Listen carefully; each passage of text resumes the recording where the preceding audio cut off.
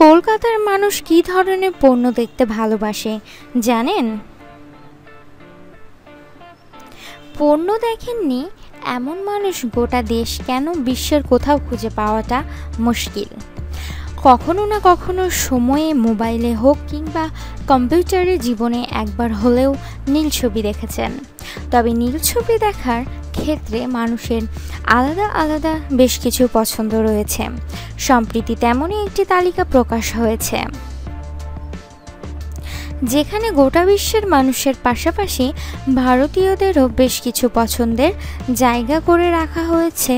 বিশ্বের জনপ্রিয় সাইট পণ্যহার সম্প্রতি একটি সমীক্ষা করেছে, যেখানে দেখা গিয়েছে ভারতীয়রা দেশি পণ্য দেখতে বেশি পছন্দ করে।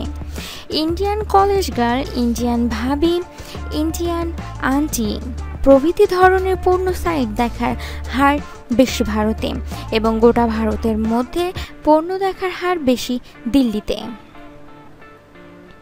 দিল্লির ৩৯.২% মানুষ এই ধরনের পণ্য দেখতে বেশি পছন্দ করেন।